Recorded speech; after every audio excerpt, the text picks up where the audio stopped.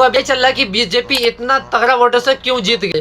तो मान लो बिहार में 100% पब्लिक है, जो 50% है बीजेपी के पास और 50% है आरजेडी के पास। अब दोनों में चुनाव होगा तो कौन जीतेगा? अगर बीजेपी का 10% वोट आरजेडी में चला गया तो आरजेडी जीत जाएगी, और आरजेडी का 10 से 15% वोट अगर बीजेपी में चले जाएगा तो बीजेपी जीत जाएगा। लेकिन देखो दोनों पार्टी के बीच में एंट्री होती है जन स्वराज पार्टी की, और वो किस पर वोट मांग रही है कि हम भी बिहार का विकास करेंगे, और आरजेडी किस पे वोट मांग रही है तो वो भी बिहार के विकास पे ही वोट मांग रही है। तो देखो बीजेपी पार्टी वो मांग रही है धर्म के नाम पर वोट है 100%, जिसमें से पहले ही 50% वोट बीजेपी के नाम पर कंफर्म है और बचा 50% वोट। तो उन 50% दोनों वोट में का बंटवारा हो जाएगा, जिसमें से 30% वोट आरजेडी ले जाएगी और 20% वोट जन स्वराज ले जाएगा, जिसमें से 50% ले गया बीजेपी, 30% ले गया आरजेडी और 20% ले गया जन स्वराज पार्टी। तो अब जीत किसकी होगी? बीजेपी 50% वाले की, आरजेडी 30% वाले की, या जन स्वराज 20% वाले की? क्लियर है भाई, बीजेपी ही जीतेगी क्योंकि उनका वोट है 50%, तो जीत गई बीजेपी। तो बीजेपी की हो गई जीत।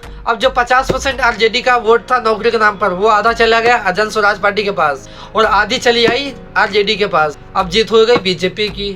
अब जहाँ जहाँ आरजेडी हारी है तो देखना पहले नंबर पर है बीजेपी और दूसरे नंबर पर है आरजेडी जो कुछ वोटों से हारी है, और तीसरे और चौथे नंबर पर जन स्वराज पार्टी है। तो यही कंसेप्ट है, जो आरजेडी का वोट कटा है वो कहाँ कटा है।